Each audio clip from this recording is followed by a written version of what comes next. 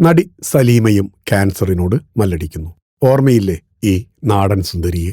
Hit ഗാനങ്ങളിലെ, hit സിനിമകളിലെ നായിക തന്നെ.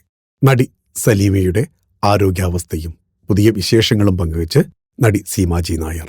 സലീമയ്ക്ക് ഓറൽ ക്യാൻസർ ആയിരുന്നുവെന്നും ചികിത്സയിൽ അതെല്ലാം മാറിയെന്നും സീമ പറയുന്നു. മുന്നോട്ടുള്ള യാത്രയിൽ അവർക്ക് സാമ്പത്തികം കൂടിയേ തീരുവെന്നും മലയാളത്തിൽ നിന്നുമുള്ളവർ സിനിമയിലേക്കും സീരിയലിലേക്കും ഇവരെ വിളിക്കണമെന്നും സീമ അഭ്യർത്ഥിക്കുന്നു.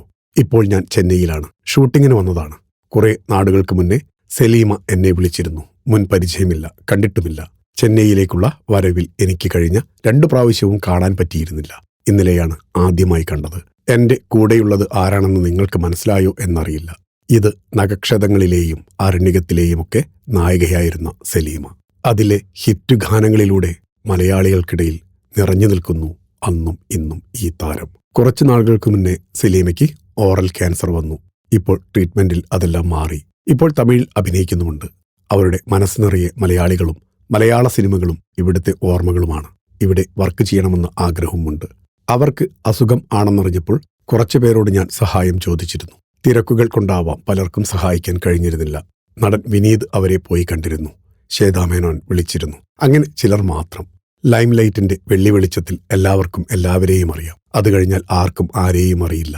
മലയാളത്തെയും മലയാളികളെയും സ്നേഹിക്കുന്ന സലീമയ്ക്ക് മലയാളത്തിലേക്ക് തിരിച്ചു വരാൻ കഴിയട്ടെ എന്ന് പ്രാർത്ഥിക്കുന്നു. അവർ കിടപ്പിലായി പോയെന്ന് ഒരു പ്രചാരണം ഉണ്ട്. ഇപ്പോൾ അങ്ങനെയല്ല. മുന്നോട്ടുള്ള യാത്രയിൽ അവർക്ക് കാശിന് അത്യാവശ്യമുണ്ട്. അവർക്ക് ഇപ്പോൾ വേണ്ടത് വർക്കാണ്.